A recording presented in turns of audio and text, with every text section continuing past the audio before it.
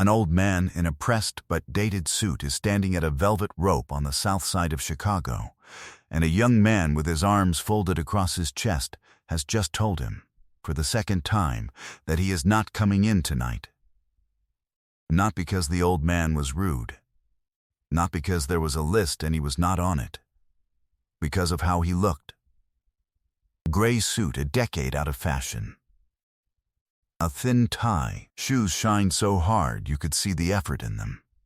An old man's hopeful, careful Saturday night clothes, and a line full of 20-somethings in designer sneakers and $90 t-shirts. The young man at the rope did not raise his voice. He just shook his head, the way you wave off something small, and said the club had a certain crowd tonight and maybe the gentleman would be more comfortable somewhere else. The old man looked up at the building for a long moment. At the brick, at the sign, at a second-floor window where, 56 years ago, he had nearly fallen off a ladder, hanging that very sign with his own 2 hands, because the old man standing on the wrong side of that rope had built the club. Every wall, every beam, the stage inside, the bar, the floor those kids were about to dance on, he had cut the wood and sunk the nails himself in the summer of 1969 with a borrowed truck and a young wife who brought him sandwiches at midnight. And the bouncer turning him away had no idea. By the end of the night, that young man would know exactly who he had stopped at the door. And what the old man chose to do about it is the reason I am telling you this story at all. There is a club on the south side of Chicago called the Nightingale. And for more than 30 years, it was one of the most important rooms in American music. You have heard the people who came up on that stage, even if you do not know the room's name. It was a low, warm, smoky place, a long bar of dark wood, a stage barely a foot off the floor, 100 mismatched chairs, and an acoustic so forgiving that a nervous teenager with a borrowed guitar could sound, for one song, like the future. Blues, mostly, jazz on Sundays.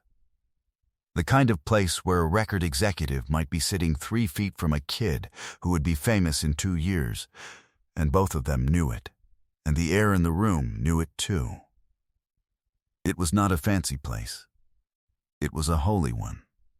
There is a difference, and the people who loved the Nightingale understood it. The man who built it was named Otis Ray, and in the summer of 1969, he was 22 years old, a carpenter by trade and a piano player by calling. And he had a wife named Cora and a dream that everyone he respected told him was foolish. He bought a burned-out storefront for almost nothing. He spent a year rebuilding it with his own hands, working construction by day and the club by night, sleeping 4 hours, living on Cora's faith and Cora's sandwiches. And when it opened, it caught fire. Not the kind you put out, the kind that draws people in from the cold. For 31 years, Otis Ray ran the Nightingale. He gave hundreds of unknown kids their first real stage. He fed musicians who could not pay. He kept the cover cheap on purpose, because he believed, all the way down, that the music belonged to everybody and not just to the people who could afford it. He grew old behind that bar, and Cora grew old beside him, and the Nightingale became a legend with their names invisibly carved into every board. Then, in the year 2000, Cora got sick, the kind of sick that costs more than a man like Otis had. And Otis Ray did the only thing he could do. He sold the Nightingale, the thing he had built with his hands, the thing that was as much him as his own name, to pay for her care. It was not enough. Cora passed in 2003, and Otis, 78 now, had spent the 22 years since wondering, in the dark hours, whether he had traded the wrong thing, whether the club would have meant anything at all if he had let her go to keep it, which of course he never could have. Which is exactly the kind of question grief invents to torture you with at 3 in the morning. He had not been back inside in over 20 years. He could not bear to. But tonight was different. Tonight the Nightingale was reopening, bought by a hospitality group, gutted, redone, made trendy and expensive and new. And the headliner for the grand reopening, the marquee name they had splashed across every poster in the city, was a blues singer named Ruby DeVoe.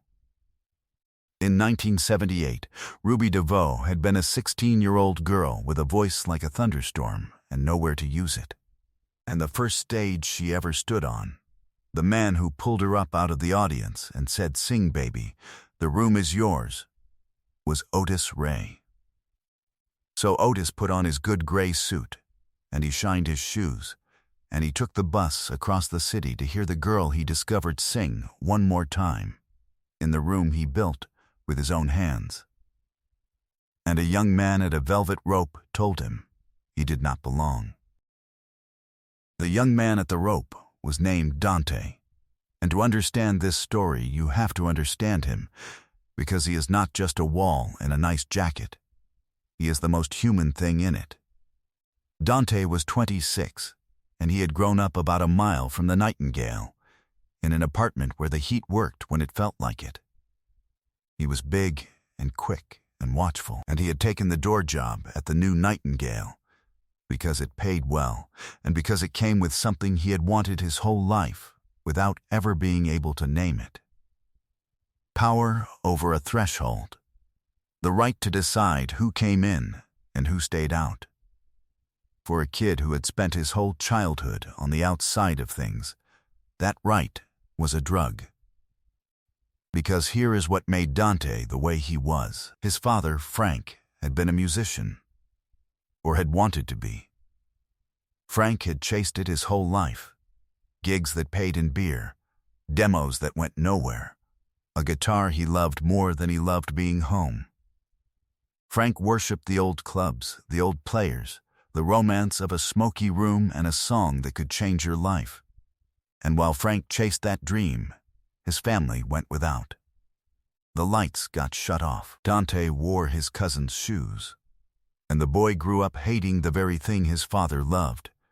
The dreamers, the old-timers, the men who talked about the good old days with a light in their eyes while their kids went hungry.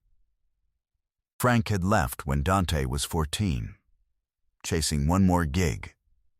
Dante had decided that year that he would be everything his father was not. Practical, hard, unsentimental. A man who dealt in what was real, money, muscle, the future, and had no patience for the past. So when the new manager, a slick young man named Bryce, pulled Dante aside before the reopening and explained the new image, young, exclusive, sleek, not your grandfather's blues club, and told him to use his judgment at the door and keep out anyone who did not fit the brand, Dante understood the assignment completely. And he carried it out with a little extra edge, though he could not have told you why. He could not have told you that every old man in a hopeful suit who shuffled up to his rope looked, to some buried part of him, like his father, like the dreamer, like the past, dressed up and asking to be let back in. And that turning them away felt, in a way he would have been ashamed to admit, like winning an argument he had been having since he was 14. There had been a kid earlier, too, a skinny boy, 17 maybe, with a battered guitar case, busking on the corner outside the club, playing for the line. Dante had moved him along. "Not here, kid, take it somewhere else." The boy had picked up his case and gone without a word, and Dante had not thought about him again. He had no idea, on either count, what he was doing. That is the thing about a wound. It swings the hardest at the people who remind you of it. Otis did not argue when Dante turned him away the first time. He stepped aside, out of the line, and stood on the sidewalk and looked up at his building, and he told himself it did not matter. He could hear Ruby from out here if they opened the doors. He did not need to go inside. But he could not make himself leave. So, he came back to the rope. Son, he said, gently, I think there's been a misunderstanding. I'm not here to cause any trouble. I have a connection to this place, to the music tonight. If I could just stand in the back, I won't take a seat from anybody. Sir, I already told you, Dante did not even look at him fully. Private event, invite and ticket only. I can't help you. I understand. Otis nodded slowly. He was quiet a moment. Then he asked the question, the real one, soft as anything. Can I ask you something? You don't have to answer. When you look at me, what is it you see, exactly, that tells you I don't belong in there? Dante's jaw tightened. He still did not look at him. It's nothing personal. It's just the crowd we're going for tonight. No, Otis said, not unkindly. It's not nothing. It's something. I just wonder if you know what it is. For 1 second, something flickered across the young man's face. Then it closed, again. I'm going to need you to step away from the rope, sir. And Otis Ray, who had built every board the young man was standing on, stepped away from the rope without a word. He did not say who he was. He had never in his life been able to make himself say, "Do you know who I am?" Because for 31 years he had run a room on the opposite principle, that it did not matter who you were, the music was the room's, and the room was everybody's. He turned to go. And that is when the doors opened, and Ruby DeVoe walked out for air before her set. She was 63 now, Ruby, and a legend in her own right, draped in dark blue silk, a cigarette she was not supposed to have cupped in one hand. She came out onto the sidewalk to breathe before the lights took her, and she looked down the line out of habit, the way performers do, and her eyes passed over the crowd and then snapped back to an old man in a gray suit, walking away. Ruby DeVoe dropped the cigarette. Otis? Her voice cut clean through the noise of the line. Otis Ray? The old man stopped. He turned, and the woman whose voice had filled stadiums crossed that sidewalk in her bare stocking feet, silk and all, and threw her arms around him and held on like she was holding on to her own life. Oh my God. She pulled back to look at his face, and her eyes were streaming, and she did not care. Oh my God, it's you. It's really you.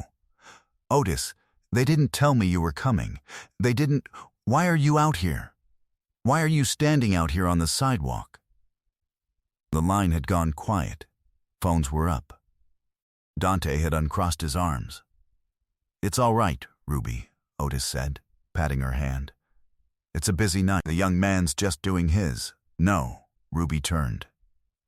And the woman headlining the grand reopening of the Nightingale looked at the manager who had come hurrying out, at Bryce in his sharp suit, and at the bouncer at the rope, and her voice was very quiet and very dangerous. Do you know who this is? Do you have any idea who you left standing on the sidewalk outside his own club? Bryce's face had gone the color of paper. Ruby, I'm sure there's been this man built this room. Ruby's voice rose now, for the whole line, for the whole street to hear. With his own hands. In 1969. Every board you walked in on tonight. He gave me my first stage when I was 16 years old, and nobody else in this city would look at me twice. He fed musicians who couldn't pay. He kept the door cheap so kids like me could get in. And you, she looked at the rope, at Dante, you turned him away because his suit was old? The silence on that sidewalk was total. Otis put a hand on Ruby's arm. Ruby, he said softly, it's enough. Let it be. But he turned then to the young man at the rope, and he asked the one quiet question that the young man could not answer. Son, Otis said, I'm not angry at you. I want you to hear that. But I'd like to understand. If I'd come up to that rope in a brand new suit, with a young man's face, would we be standing here right now? Or would you have just opened it and called me sir? Dante opened his mouth.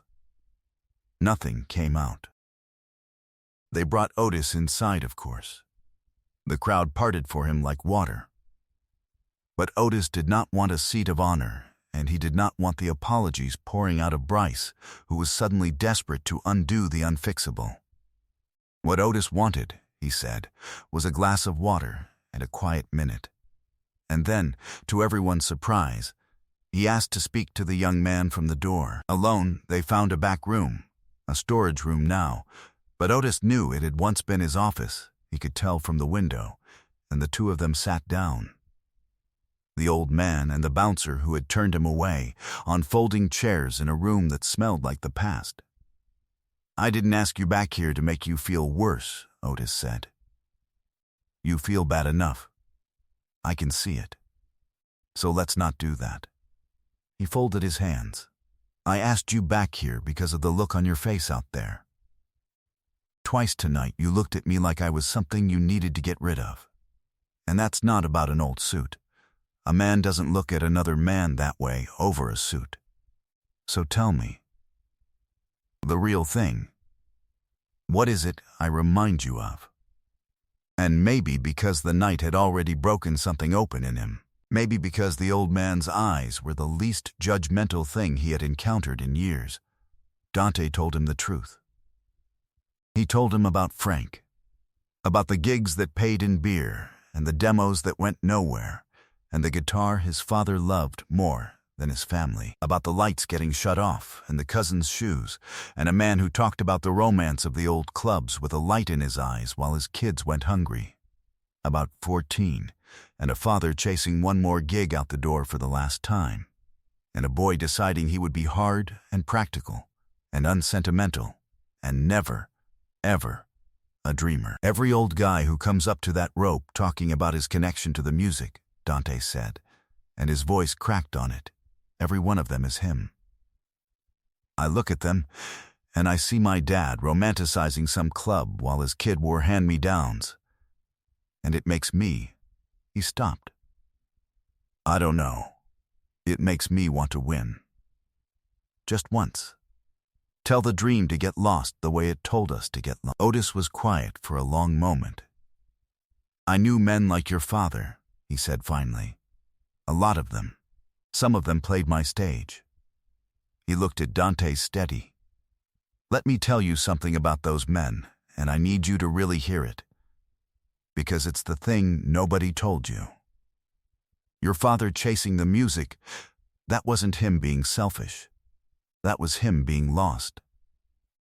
There's a difference. A man who's good at his dream takes care of his people first.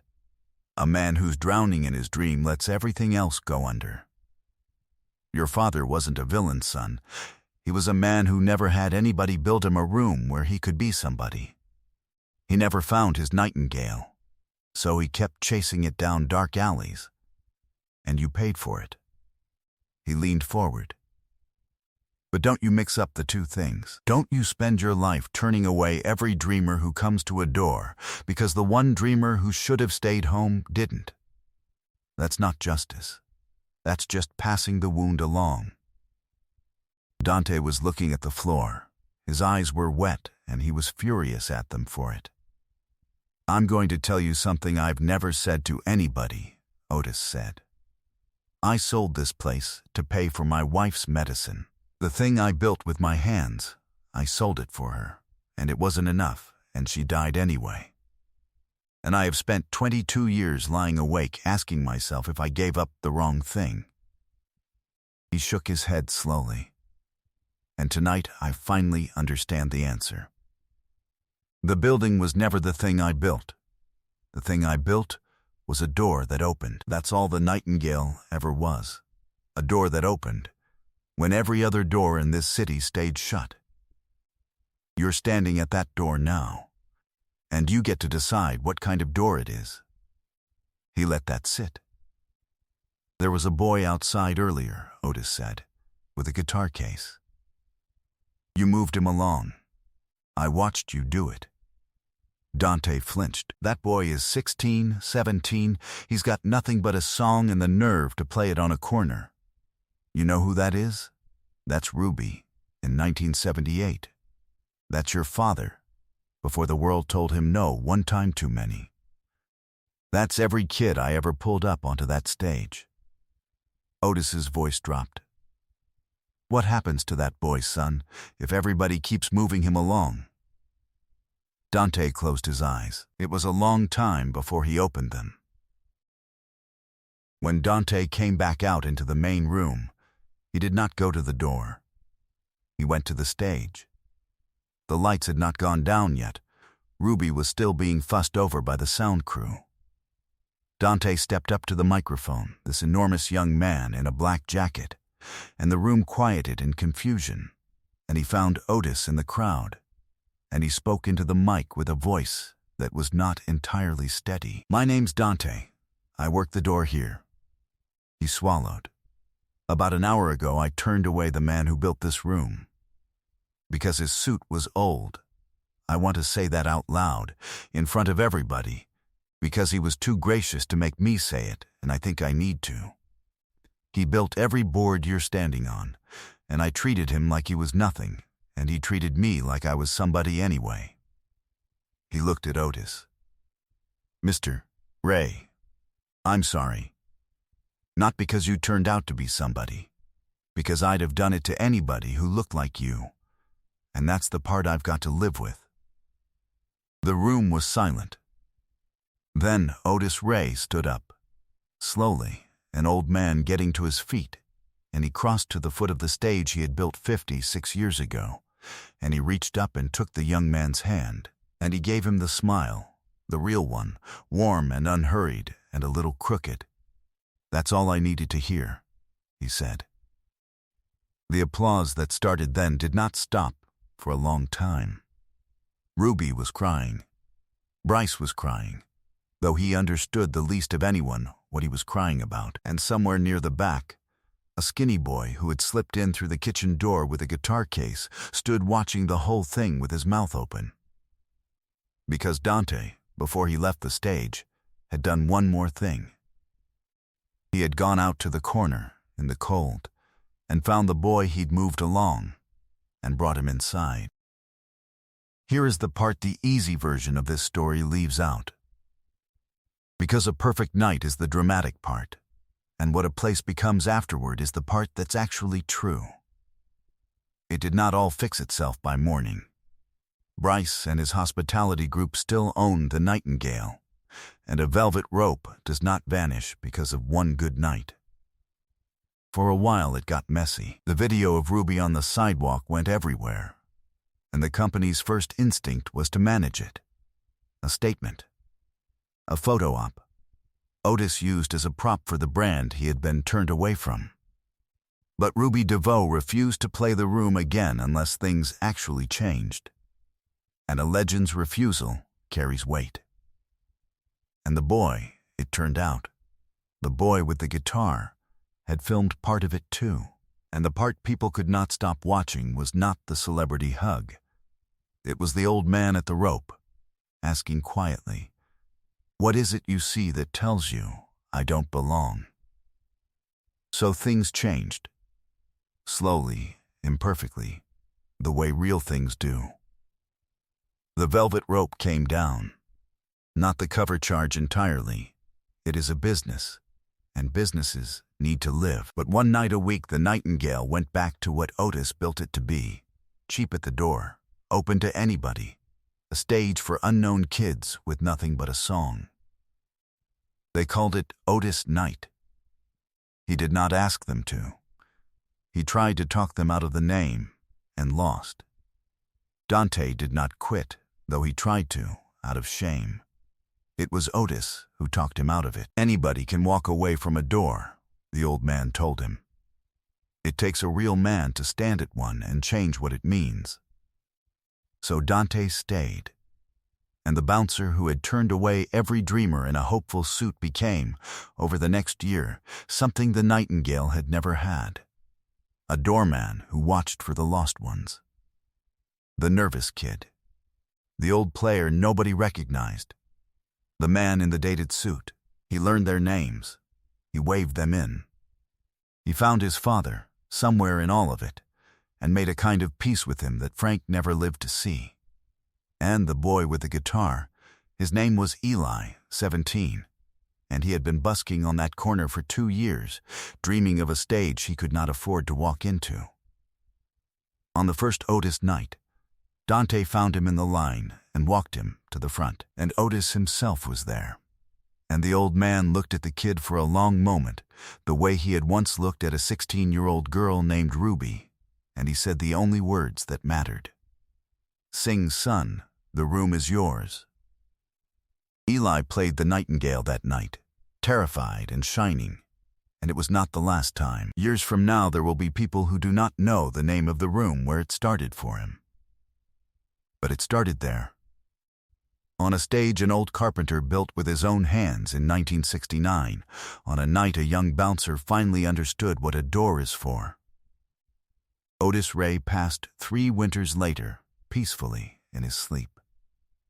They held the service at the Nightingale, because where else? The room was so full they opened the doors and let it spill onto the sidewalk where he had once stood in his good gray suit, turned away from the thing he built.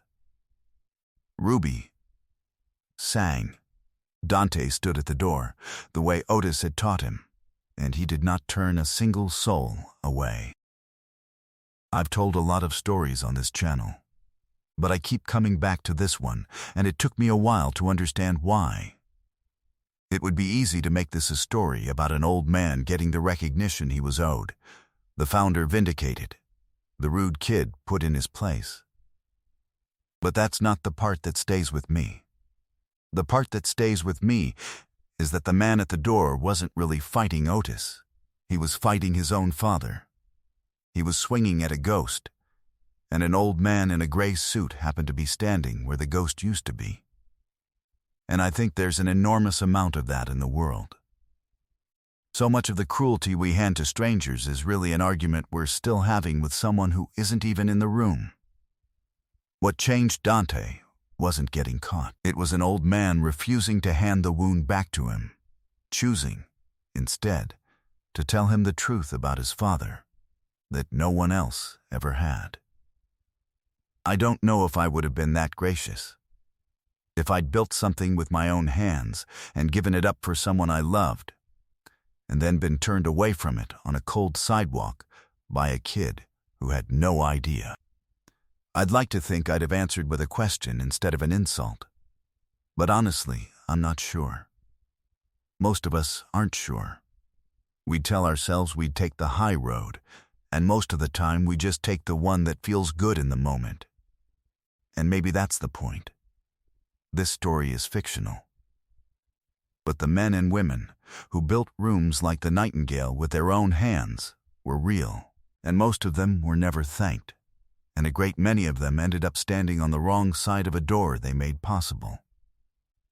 If it stayed with you, drop a comment and tell me the line that got you. I read every single one of them. And if you know someone who built something good that the world forgot to thank them for, share this with them. It might be the thing they needed to hear today. If you want more stories like this one, subscribe and stick around. There's another coming that I think you'll feel. See you in the next one.